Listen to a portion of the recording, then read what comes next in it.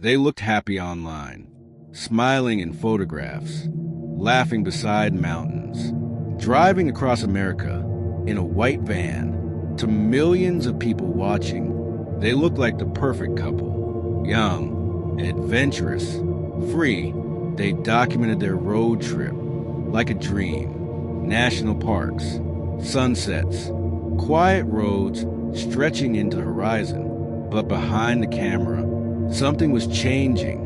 The tension had already started. The arguments, the emotional breakdowns, the moments people would only understand later.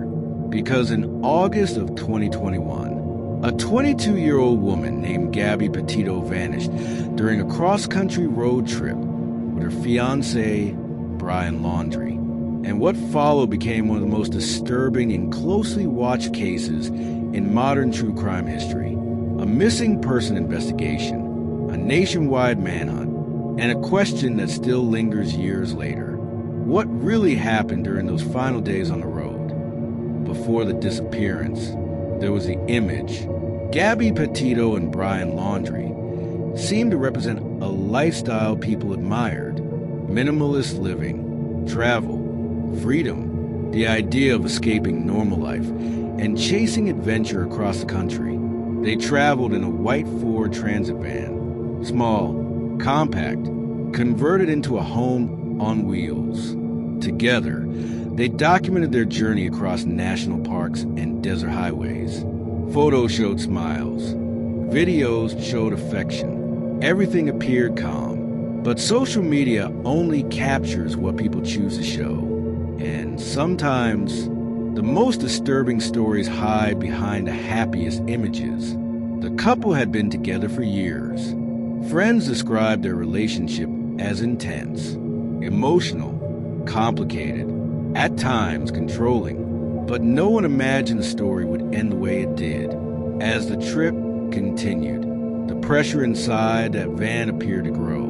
Long drives, isolation, arguments far from home, and slowly, the image of the perfect road trip began to crack.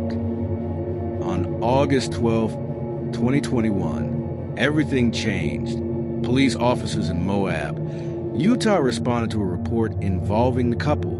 A witness claimed they had seen a man slapping a woman near the van.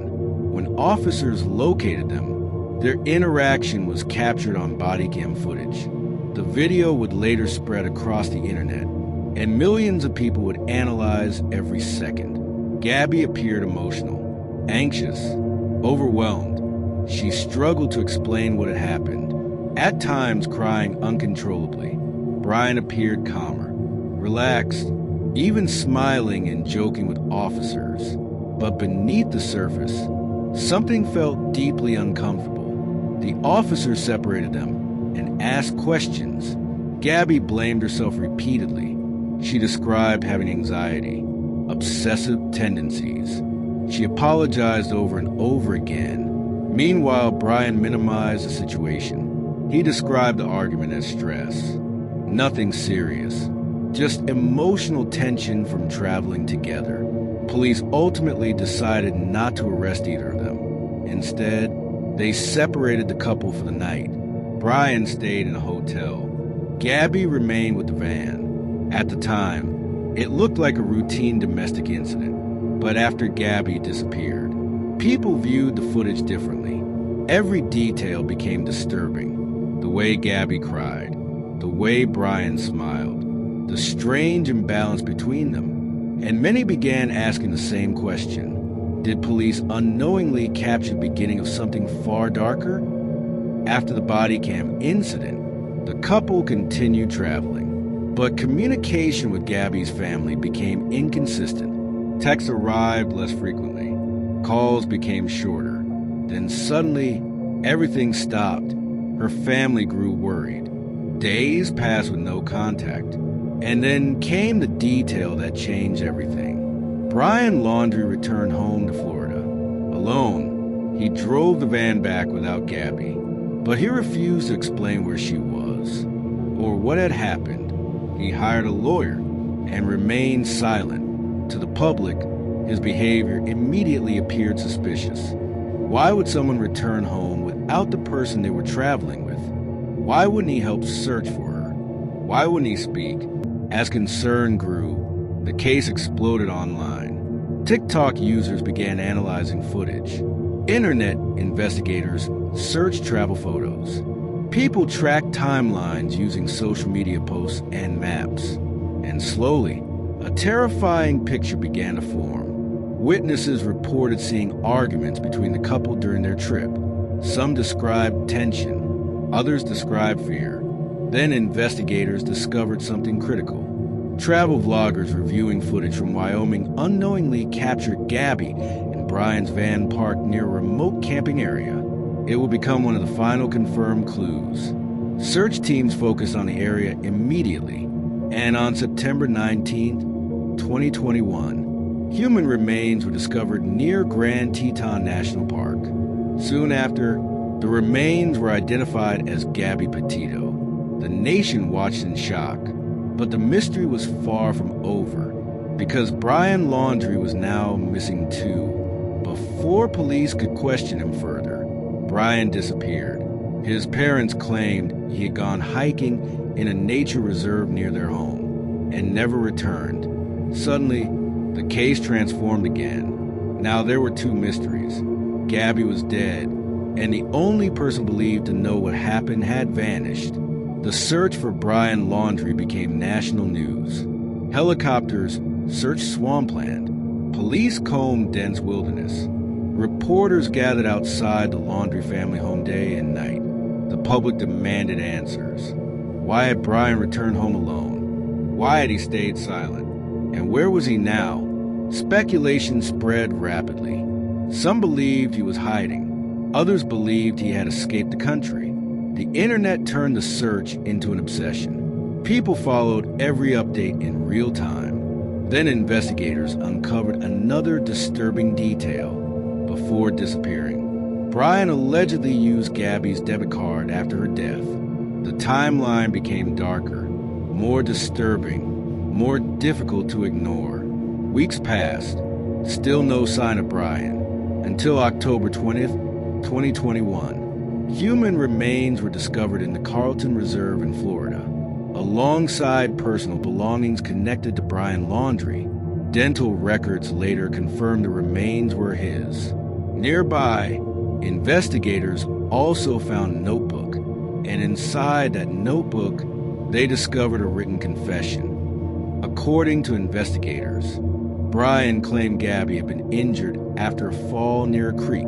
He described her being in pain, cold, suffering. Then he claimed he ended her life, saying he believed it was an act of mercy. But many people questioned confession immediately. The details were vague, unverifiable, and impossible to fully confirm. By then, both Gabby and Brian were dead, and many questions would never be answered. What truly happened inside that relationship? How long had the tension been building? Could the tragedy have been prevented? And most disturbingly, what happened during those final hours alone in the wilderness? The body cam footage became even more haunting after confession. People revisited every moment, every expression, every pause, looking for signs they had missed the first time. And the case became larger than a single crime story. It became a discussion about abuse, control, isolation, and the hidden realities that can exist behind curated online lives.